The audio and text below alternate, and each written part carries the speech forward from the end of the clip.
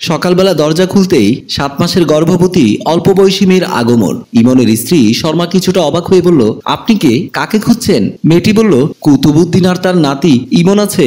আছে তো, আপনি ড্রয়িং রুমে বসুন, আমি ডেকে দিচ্ছি। আচ্ছা, আপনার নাম কি? আমার নাম জেরিন। ঠিক আছে, আপনি বসুন। বলেই শর্মা বেডরুমের দিকে চলে গেল।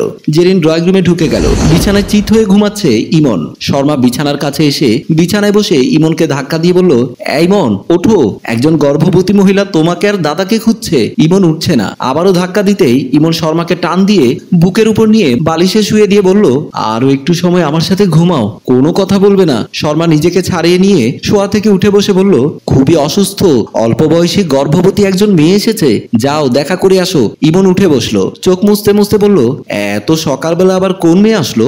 একবার তো বললাম তোমাকে আর দাদাকে খুঁজছে। মেয়েটার নাম কি কি যেন বললো? ও মনে পড়েছে, জেরিন। জেরিন নামে কাউকে তো চিনি বলে মনে হয় না। কথা না বাড়িয়ে দেখে আসলেই তো পারো। আচ্ছা বলেই বিছানা থেকে নেমে রুম থেকে বের হয়ে গেল। ড্রয়িং রুমে ঢুকে জেরিনের সামনে আসতেই ইমন যেন আকাশ থেকে পড়লো। জেরিন সোফা থেকে উঠে দাঁড়িয়ে বলল, কি আমাকে চিনতে পেরেছো? অবশ্যই পেরেছি। আমার আইফোন ৭৬,০০০ টাকা নিয়ে পালিয়েছিলে, আর দাদার কি কি নিয়েছিলে তা তো দাদা আজও স্বীকার পায়নি। আজকে তোকে পেয়েছি। আমিও তো এতদিন পর তোমাদের টানে তোমাদের কাছে এসেছি। আবার কোন ধান্দা করতে এসেছিস? এবার আর পার পাবি না, তোকে এবার পুলিশে দেব।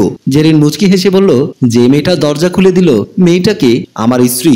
এখন বলো কি করবে? পুলিশে ধরিয়ে দেবে? আর কি কি করব জানো? তুমি আবার কি করবে? তোমার বউকে সব বলে দেব। কি বলে দেবে? আমার এই পেটের বাচ্চার বাবা তুমি। ইমন যেন আকাশ থেকে পড়লো। এক দৌড়ে দাদা দাদা ডাকতে ডাকতে ড্রয়িং রুম থেকে দাদার বেডরুমের দিকে চলে গেল। জেরিন মুচকি হেসে আবার সোফায় বসে পড়লো। কুতুবুদ্দিন নিজের রুমে বসে টিভি দেখছিল। ইমন দৌড়ে এসে দাদার পাশে বসে হাঁপাতে হাঁপাতে বলল, দাদা সারে সর্বনাশ হয়ে গেছে। কি হয়েছে নাতি? বউয়ের হাতে কি মার খেয়েছিস নাকি? মার খাওয়ার কাছাকাছি অবস্থান করছি। বুঝলাম না, কোত্থেকে দৌড়ে এসে হাঁপাতে হাঁপাতে বলতে লাগলি সারে সর্বনাশ হয়েছে। এখন দয়া করে একটু ঝেড়ে কেসে বলতো কি হয়েছে। দাদা জেরিন এসেছে। কোন জেরিন? দাদার কানের কাছে মুখটা নিয়ে ইমন ফুসফাস করে কি যেন বলার সাথে সাথেই কুতুবুদ্দিন চমকে উঠে ভয়ে আমতা আমতা করে বলল, এ আপদ কি পথ ভুলে আসলো নাকি স্ব ইচ্ছায় আসলো? দাদা আগে চলো কথা বলে দেখি কোন ইচ্ছায় আসলো। না না, আমি যাব না, তুই গিয়ে সামলা। মামলা খাওয়ার ইচ্ছা না থাকলে চলো দুজন মিলে সামলায়। আচ্ছা ঠিক আছে চল। বলেই দাদা নাতি রুম থেকে বের হয়ে গেল। ড্রয়িং রুমে ঢুকতেই দেখলো জেরিনের সাথে সোফায় বসে গল্প করছে শর্মা আর চা খাচ্ছে। দাদা নাতির কলিজা শুকিয়ে কাঠ হয়ে গেল। শর্মা বলল, দাদা বসুন, তাকে চা নাস্তা দিয়েছি, আপনাদের চা দেবো? ইমন বলল, দাও চা দাও। শর্মা বলল, আচ্ছা আমি চা বানিয়ে আনছি, তোমরা বসো। বলেই ড্রয়িং রুম থেকে বের হয়ে গেল। দাদার নাতি সোফায় বসলো। কুতুবুদ্দিন বলল, তুমি আবার এসেছো কেন? লুটপাট যা করার তা তো করেছো। জেরিন বলল, আপনারা যদি মনে করেন লুটপাট করেছি তাহলে আমি বলবো আপনাদের লুটপাট হওয়া জিনিসটা ফেরত দিতে এসেছি। ইমন বলল, কি ফেরত দিতে এসেছো? জেরিন পেট দেখিয়ে বলল, এই যে আপনাদের দুজনার বাচ্চা, ওকে ফেরত দিতে এসেছি। এবার তো দুজনের অবস্থা আরো খারাপ হয়ে গেল। দাদা নাতির দিকে তাকিয়ে বলল, এই মেয়ে কি বলছে ইমন? ইমন উত্তেজিত হয়ে বলল, নাটক করতে এসেছিস? জেরিন বলল, আস্তে আস্তে কথা বলুন, উত্তেজিত হয়ে কথা বললে তো আপনার স্ত্রী শুনে ফেলবে, তখন তো আপনাদেরই অসুবিধা হবে। কুতুবুদ্দিন বলল, তোমার মাথা কি এলোমেলো হয়ে গেছে? ৭-৮ মাস পর কোত্থেকে এসে বলছো আমরা তোমার পেটের বাচ্চার বাপ? ইমন বলল, দাদা তুমি বলো দুজনে কিভাবে একটা সন্তানের বাবা হয়? জেরিন বলল, কিভাবে হয় তা আপনারাই ভালো জানেন। ইমন বলল, আমরা ভালো জানি মানে? জেরিন বলল, মানেটা খুঁজছেন? সেদিনের কথা মনে থাকলে তো মানে খুঁজতে হয় না। কি মনে আছে সেদিনের কথা? দীর্ঘদিন মোবাইলে প্রেম করার পর আজ জেরিনকে বাসায় নিয়ে এসেছে ইমন। দরজা খুলে বাসার ভেতরে প্রবেশ করলো। রুমের ভেতর ঢুকে বিছানায় বসে জেরিনকে বুকে টেনে নিয়ে বলল, অনেক তো মোবাইলে প্রেম ভালোবাসা হলো, আজ আমার বাসা ফাঁকা, চলো দুজনে দুজনের সাথে মিলেমিশে একাকার হয়ে যায়। জেরিন বলল, আমার কেমন জানি ভয় করছে। কোনো ভয় নেই, আজ আমি তোমার সব ভয় দূর করে দেব। জেরিনকে শুইয়ে দিয়ে আদরে আদরে দুজনে মিলেমিশে একাকার হয়ে গেল। কিছু সময় পর কলিং বেলের আওয়াজে ইমন জেরিনের বিছানা থেকে লাফ দিয়ে উঠলো। ইমন বলল, এখন আবার কে আসলো? জেরিন বলল, গিয়ে দেখো, এই অসময় তো কারো আসার কথা না। আচ্ছা দেখছি। বলেই বিছানা থেকে নেমে রুম থেকে বের হয়ে গেল।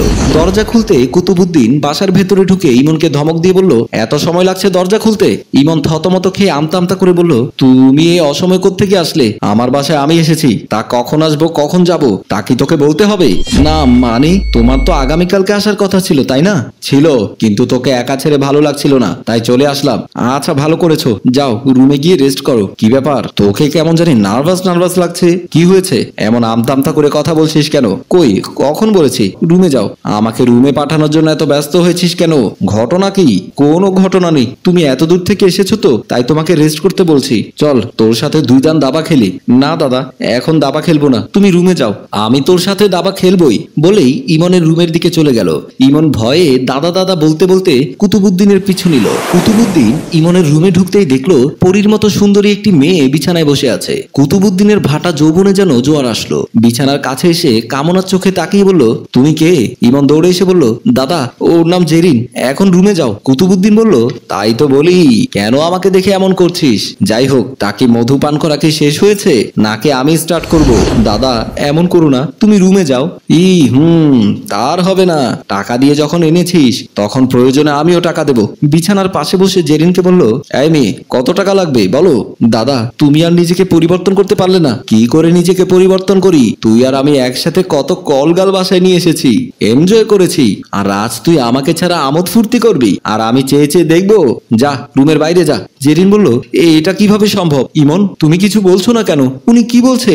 ইমন বলল, তুমি চলে যাও। কুতুবুদ্দিন বলল, ইমন, তুই তো ভালো করে জানিস প্রতিটা রুমে আমি সিসি ক্যামেরা লাগিয়েছি। তোরা এত সময় কি কি করেছিস সবই কিন্তু রেকর্ড হয়েছে। তাই যা বলছি শুনে চুপচাপ রুম থেকে বের হয়ে যা। ইমন জেরিনকে ইশারায় চুপ থাকার জন্য বলল। জেরিন আর কোনো কথা বলল না। ইমন চুপচাপ রুম থেকে বের হয়ে গেল।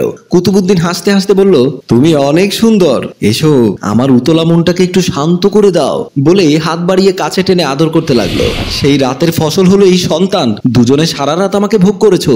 এখন শিওর আমি বলতে পারবো না কে এই সন্তানের আসল পিতা, তাই দায়িত্ব দুজনকেই নিতে হবে। সন্তান ভূমিষ্ঠ হবার পরে ডিএনএ টেস্ট করে নিশ্চিত হওয়া যাবে কে এই সন্তানের বাবা। ইমন আর কুতুবুদ্দিনের জবান যেন বন্ধ হয়ে গেল। ভয়ে আমতা আমতা করে ইমন বলল, তুই টাকার জন্য নাটক করছিস তাই তো?